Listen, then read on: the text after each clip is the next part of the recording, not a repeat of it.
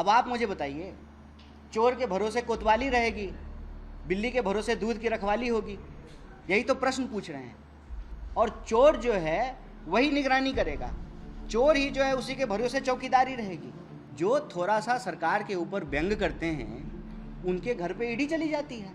1 minute हमारे हाथ में शासन प्रशासन दे दीजिए, दूध का दूध पानी का पानी करेंगे। चोरों को पकड़ करके, छोटा चोर हो या बड़ा चोर हो, सारे डकैतों को पकड़ करके जेल में डालेंगे।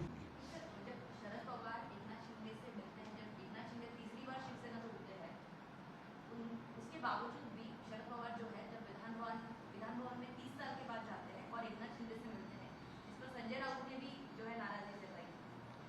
नहीं, देखिए क्या है ना कि आज इस देश की राजनीति क्रिस्टल क्लियर हो चुकी है, बिल्कुल साफ हो चुका है। सरेंडर करने वाले लोग एक तरफ है, लड़ने वाले लोग एक तरफ हैं।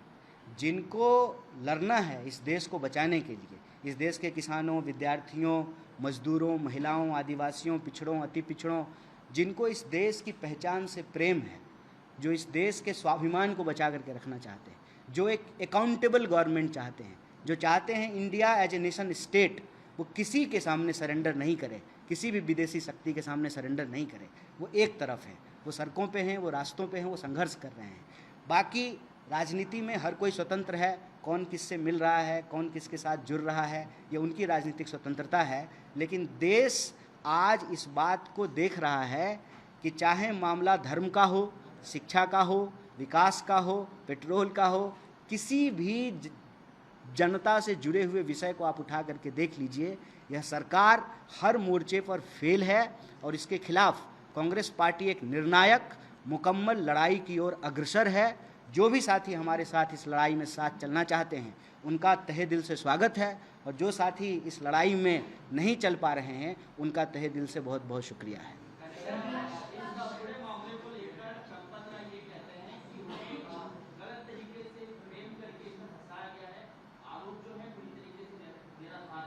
ये तो जांच में पता चलेगा ना। चोर चोर चोर कहेगा कि हम एसआईटी पे ही तो सवाल उठाया है। एसआईटी के जो पदाधिकारी हैं उनके ऊपर फॉर्जरी का केस है। अब आप मुझे बताइए, चोर के भरोसे कोतवाली रहेगी, बिल्ली के भरोसे दूध की रखवाली होगी? यही तो प्रश्न पूछ रहे हैं। एसआईटी के जो पदाधिकारी हैं, चीफ हैं, मैं ऑन रिकॉर्ड बोल रहा हूँ, उनके ऊपर फॉर्जरी का केस चल रहा है। और वही उत्तर प्रदेश सरकार ने जो है एसआईटी बनाया है। उसी उत्तर प्रदेश सरकार जो भाजपा की सरकार है, उसी से ये जुड़े हुए सारे लोग हैं। चंपत राय कौन है, ट्रस्ट कौन बनाया?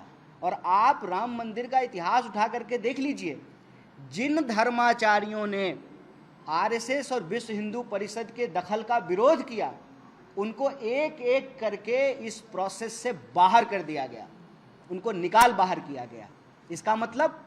इसका मतलब ये लोग अपनी राजनीति के लिए हमारे धार्मिक पहचान पे, हमारी आस्था पे, हमारी धर्म और संस्कृति पे कब्जा जमा रहे हैं। और चोर जो है वही निगरानी करेगा, चोर ही जो है उसी के भरोसे चौकीदारी रहेगी। बीजेपी की सरकार है यूपी में, यूपी सरकार ने ही एसआईटी बनाई है और उस एसआईटी के पदाधिकारी के ऊपर फॉर्जरी का मामला चल रहा है, तब आप कह रहे हैं कि हम एसआईटी पे भरोसा दिखाएं। इसीलिए हम कहते हैं कि जिस सुप्रीम कोर्ट के आदेश से राम मंदिर का निर्माण हुआ है, उसी सुप्रीम कोर्ट की निगरानी में जांच होनी चाहिए। सीधी सी बात है।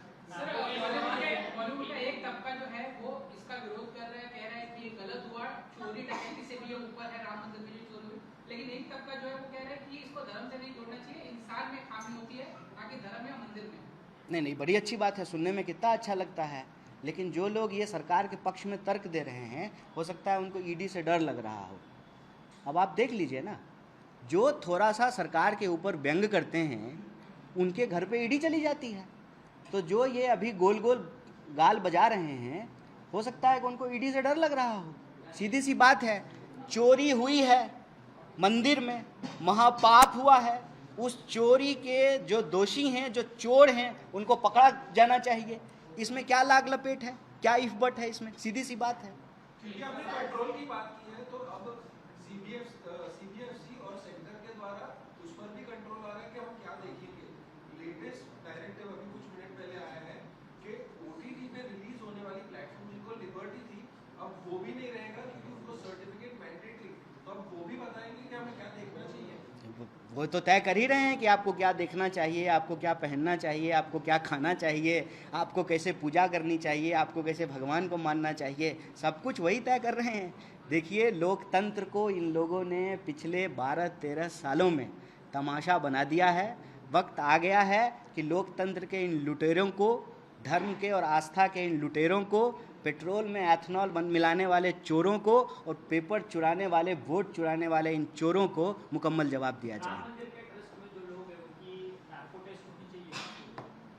वो तो देखिए, हम तो सुप्रीम कोर्ट से जांच की मांग कर रहे हैं, फिर सुप्रीम कोर्ट को जो उचित लगता है वो सुप्रीम कोर्ट करें।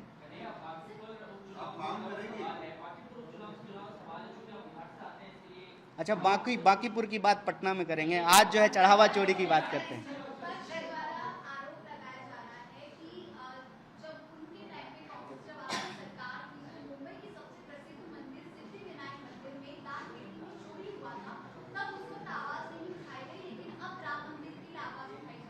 और वो तो गनीमत है कि राम मंदिर की चोरी के लिए नेहरू जी को जिम्मेवार नहीं ठहराया गया।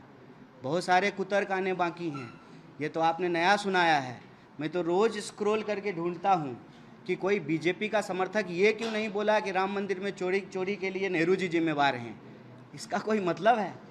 सरकार आप चला रहे हैं, ट्रस्ट आपका है, आपके लोग ट्रस्ट में बैठे हुए हैं, रोज़ करोड़ों रुपया चुरा रहे हैं, राम को लाने के नाम पे वोट आप मांग रहे हैं, सब जगह जो है घूम घूम करके अपनी पीठ आप थपथपा रहे हैं, और जब आप चोरी का मामला आ रहा है तो आपको कांग्रेस याद आ रहा है।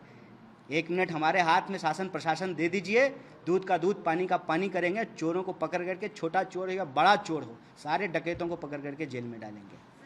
सवाल इसी से जुड़ा है जांच के लिए। उद्धव ठाकरे जी जो है अपनी मुहिम चला रहे हैं कि जो चोरी हुई है उसके खिलाफ कार्रवाई हो, सड़कों पर उतर रहे हैं, यज्ञ कर रहे हैं, आरती कर रहे हैं।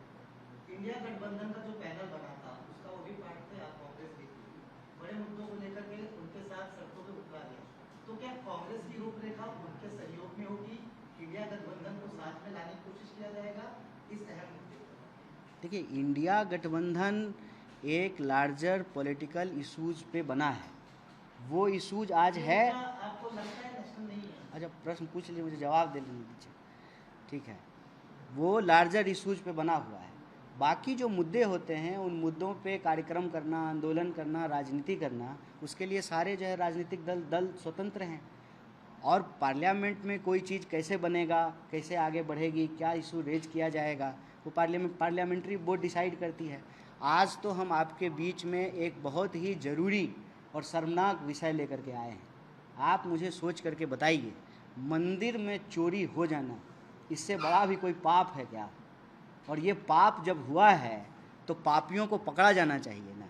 आज तो यही विषय है, और हम आपके माध्यम से देश की जनता से यही अपील करते हैं कि राम के नाम पर चोरी करने वाले, आपके आस्था के साथ धोखाधड़ी करने वालों को पहचानने का वक्त है, और जो आपकी आस्था के साथ खेल रहे हैं उनको जवाब देने का वक्त है। अब मैं आप लोगों से इजाज़त चाहता हूं। मेरे ख्याल से आपके पहले राउंड के सवाल का जवाब मैंने दे दिया। बहुत बहुत शुक्रिया, बहुत बहुत धन्यवाद।